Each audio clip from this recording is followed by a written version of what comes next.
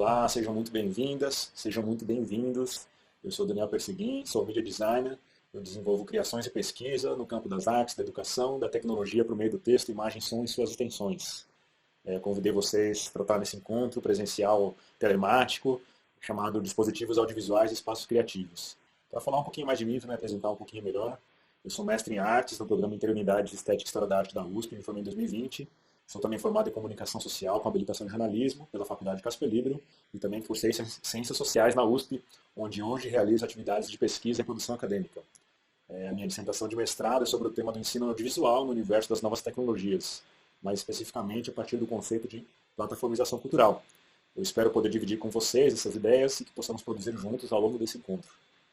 Com experiência pessoal, trabalhei como coordenador de programas educativos e professor no Instituto Criado de TV, Cinema e Novas Mídias, e também diversas produções audiovisuais para televisão, cinema e internet e web documentários como linguagens de experimentação. Atualmente eu participo de 2 fóruns acadêmicos na Universidade de São Paulo, um sobre cultura e migração, chamado Fronteiras Cruzadas, e outro sobre cinema, chamado Fórum Cinemática. Então vamos lá, o que esperar do nosso encontro de hoje? Esse laboratório audiovisual propõe a experimentação com linguagens e dispositivos audiovisuais, produzido de forma colaborativa, participativa e geolocalizada, com uma forma criativa nos novos meios de comunicação. O nosso objetivo principal nesse encontro é criar redes, chamando a atenção para o processo criativo, mais do que para o produto final em si. Tá certo? Então, o que esperar da nossa agenda de hoje? Eu fiz um chamado amplo para a participação de jovens artistas, professores do ensino de educação em geral, produtores culturais, ativistas de direitos humanos e outras pessoas interessadas no audiovisual de forma geral, sejam elas jovens, adultos, pessoas mais velhas também, aberto a todo mundo. Aqui é um espaço aberto e criativo. Ao longo do nosso encontro, eu vou falar sobre o que podemos chamar de dispositivos audiovisuais e o que podemos pensar sobre os espaços criativos nos dias de hoje, né? Onde a gente tem internet com tanta força, Instagram, novas redes surgindo a todo momento, né?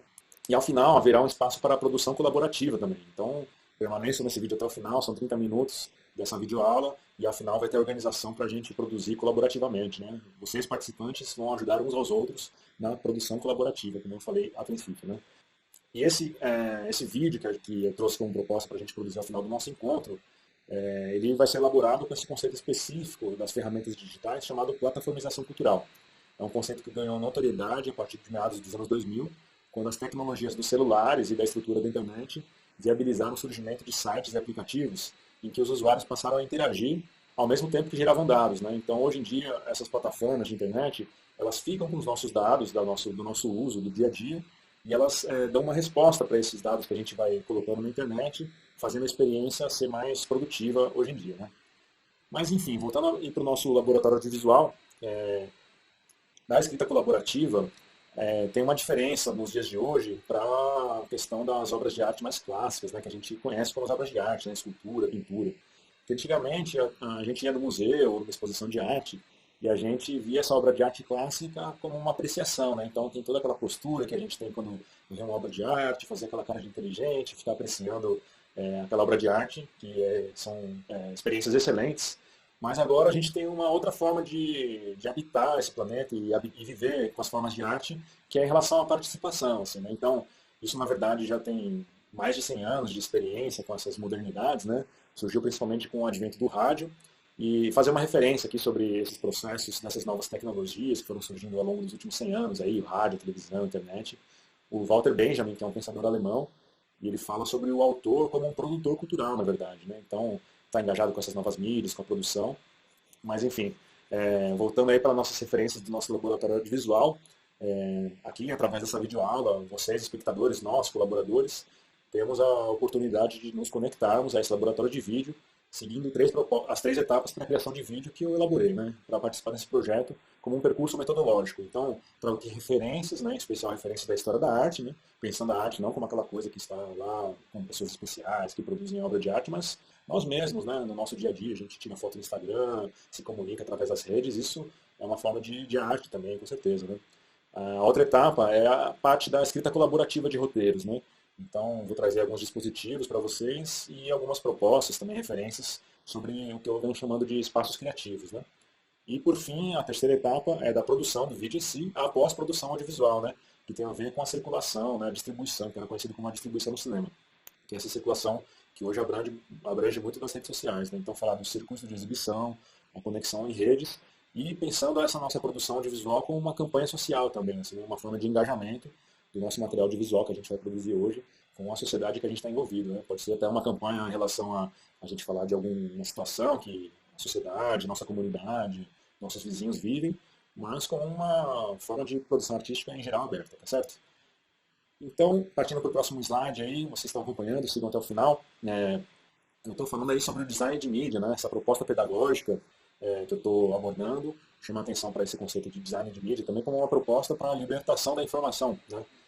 Ele é aplicado a partir do intercâmbio de diversas propostas que envolvem a arte, a educação, a arquitetura e o design, né? Foi feito por artistas que trabalham com audiovisual através de ferramentas do cinema e outras formas de comunicação. Por sua vez, o design de mídia pode ser observado como um campo do conhecimento que não se constitui de maneira autônoma, mas em relação entre diversas áreas do conhecimento e seus limiares, seus limites, né? A educação, a arquitetura, né? Todas essas formas de conhecimento, a filosofia e os seus limites, né? Onde elas se entrelaçam para a gente tentar compreender essas novas formas de produção e de comunicação. Então, trata-se da busca por uma metodologia adaptada a uma nova forma de habitar o mundo, tá certo? E a integração social, cultural e artística proporcionada pela vivência, copresença e cocriação através das redes de comunicação digital deve criar um rico intercâmbio que possibilite também discussões sobre a importância das mídias livres na democratização e desalienação a partir da informação, da cultura e da comunicação, tá certo?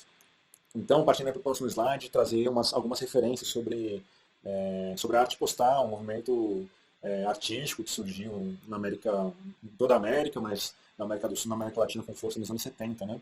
Então, um movimento artístico que utiliza os correios como plataforma artística, especialmente no contexto que tinha aí na América Latina nos anos 70, um contexto de muito repressivo, mas também de muita contestação, né?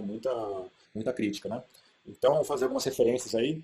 Nos Estados Unidos, um artista chamado Ray Johnson cria em Nova York a Correspondence Art School, né? A escola de arte de correspondência. Então, pensar aí que esses artistas usavam como plataforma artística, não mais um meio artístico tradicional, né, fotografia, pintura, escultura, mas a própria forma de comunicação. Depois, aí, como referência, trago também a Bienal de Arte de 81, a Bienal de Arte de São Paulo, que trouxe a arte postal com muita força, também uma exposição de cartões postais realizada por artistas que enviavam para a Bienal os seus postais, né, e foi exibido aquilo lá, foi muito bacana. Em 74, um pouquinho antes de 81, tem uma exposição em Montevidéu, no Uruguai, que é chamado Festival de la Postal Creativa, que marca o fortalecimento da rede no território latino-americano. E no Brasil, né, não podemos deixar de falar dessa grande referência, um artista nordestino de Recife, que é o Paulo Bruschi também, que tem várias referências incríveis de obra de arte, continua produzindo muito até hoje.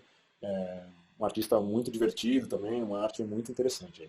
Essa plataforma artística da arte postal, ela traz novos materiais e signos para a obra de arte, né, como a reprodução gráfica, o livro, o disco, o videotape, o xerox, o filme, a fotografia e outros suportes de informação que vão surgindo com o tempo. Assim, né? O interesse dessa turma está mais na interação e na comunicação, e não somente na manipulação do artista, do objeto artístico. Né? Então, a gente pensa esses grandes artistas que são esses grandes pessoas da produção artística, né, mais tradicional, né, são artistas que trabalham no quadro, com a escultura, com a pintura, né, tem sua forma de produzir, que são referenciadas e tal. Mas essa nova turma da arte postal, ela pensa nessa troca de informações, nessa comunicação. Né? E a gente pode falar sobre uma desmaterialização da obra de arte, né? Porque ela não está mais materializada, ela está na comunicação entre os artistas. É muito interessante. Né?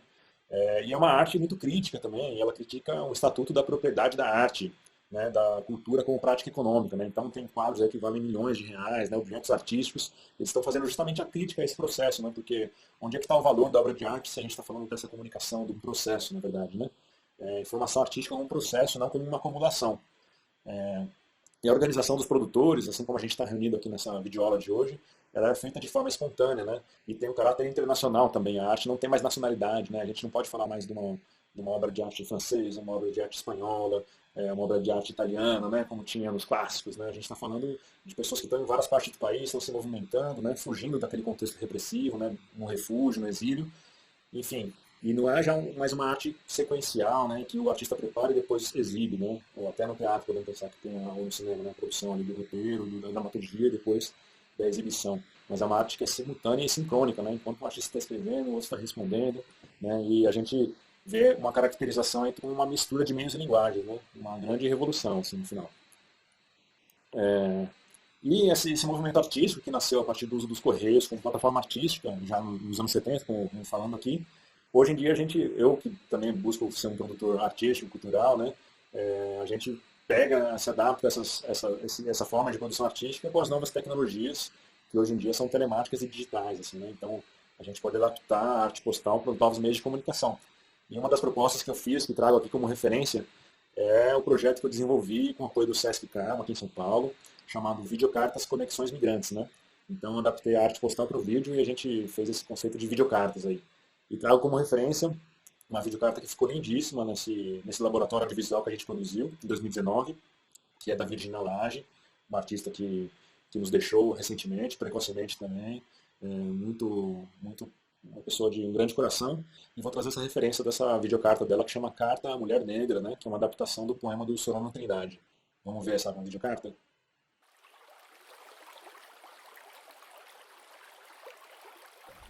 Ela é negra.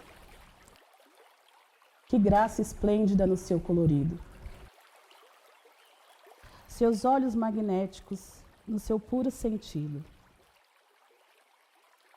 Sua voz é um undum tocado à madrugada. Seu corpo, ó grande esculturada. É grande como o Nilo, é quente como o sol, é boa como o amor.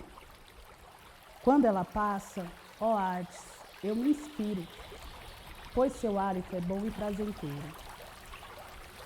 Seus pés e suas mãos combinam com a cabeça, como as estrofes que formam este poema.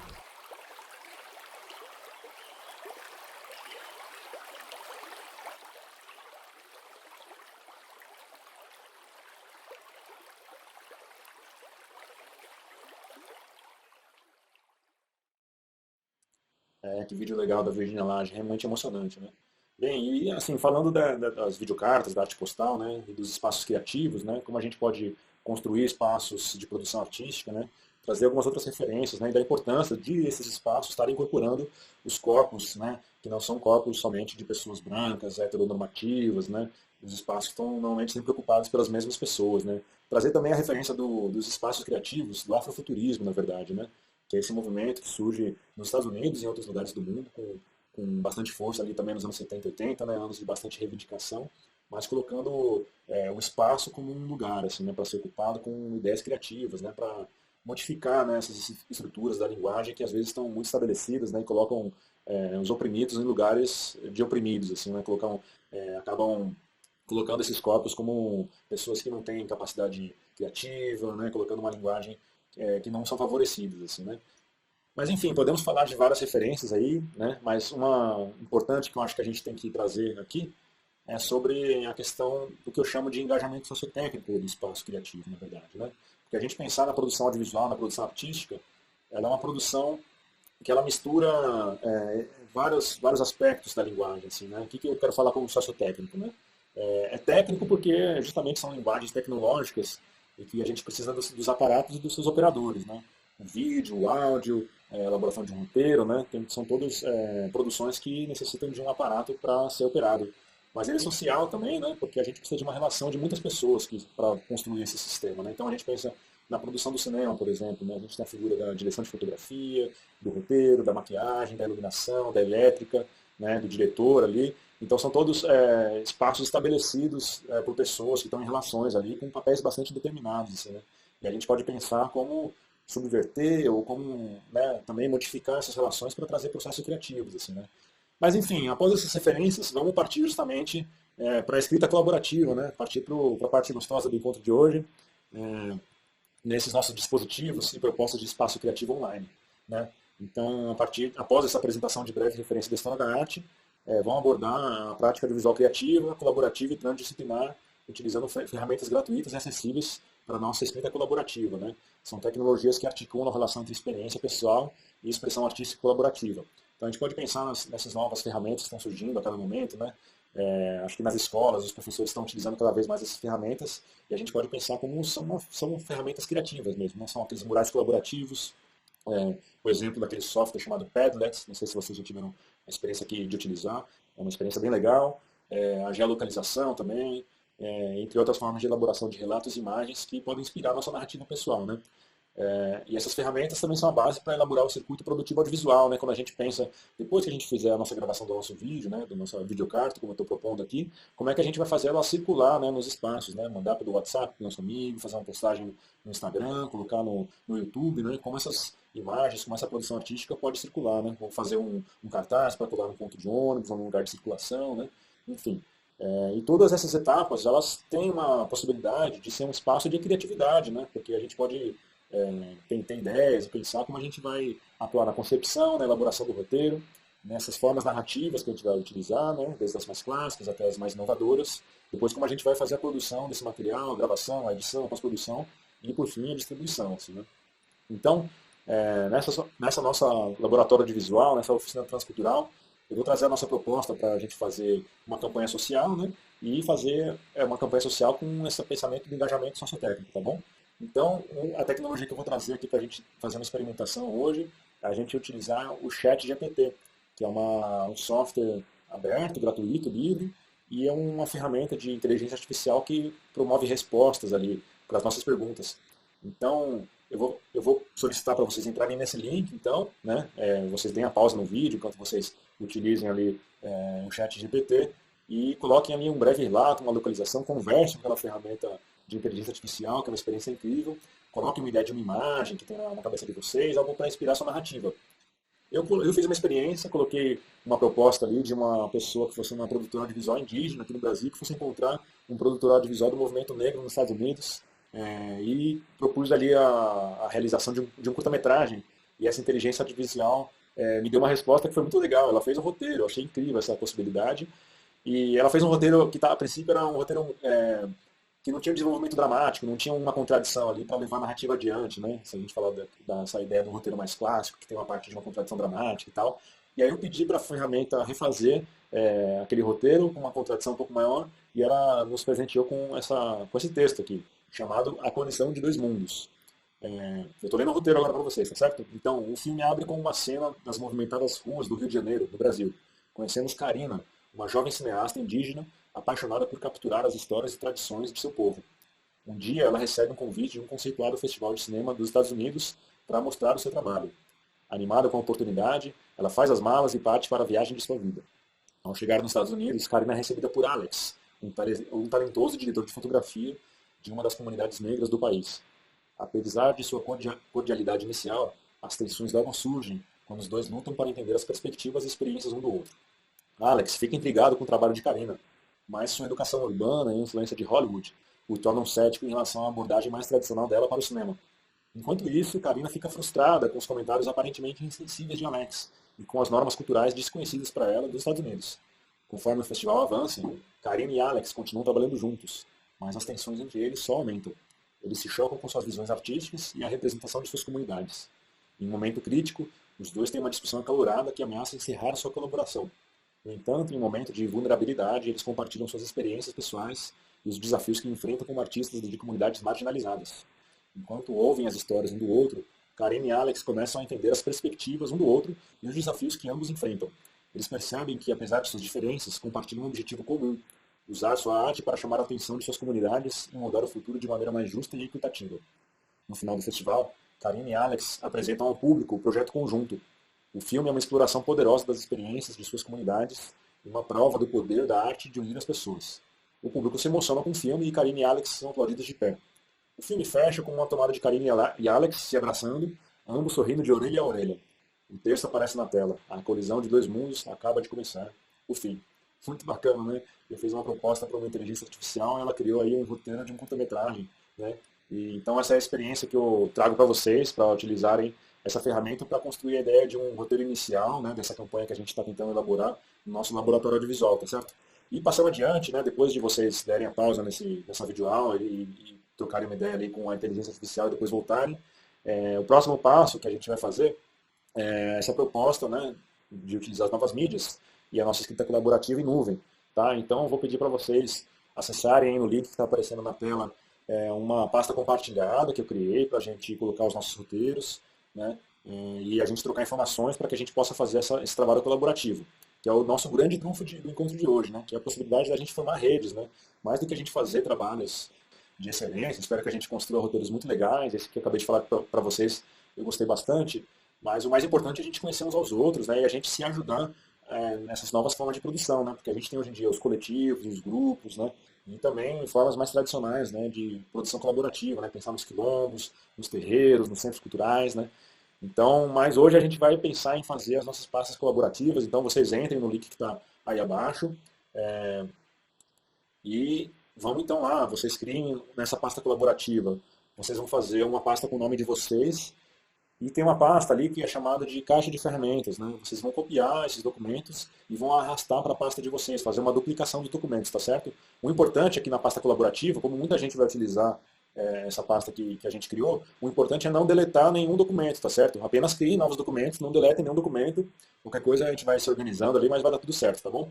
E aí vocês criem a pasta com esses documentos de referência que está na caixa de ferramentas e lá dentro dessa caixa de ferramentas vão ter os seguintes documentos. Né? Vai ter um modelo de roteiro, né, para vocês, a partir da conversa com o chat GPT, elaborarem o roteiro de vocês. Vai ter também um termo de autorização de imagem e voz e uma autorização em um documento que é de autorização de direitos autorais, no caso de alguém, na sua produção audiovisual, for utilizar algum produto que seja de uma outra pessoa, né? Algum outro artista, uma fotografia, um poema, um texto, né, infantil, tudo tem um autor, a gente precisa pedir autorização para eles para utilizar no nosso vídeo, tá certo? Não vão se apropriar de nenhuma obra de arte de ninguém, porque depois surge uma cobrança aí por esse uso indevido. Mas o bacana é se vocês conseguirem, tiverem algum contato com algum artista e acharem que podem trazer essa referência, se conseguirem algo que valoriza bastante também o nosso vídeo, tá certo?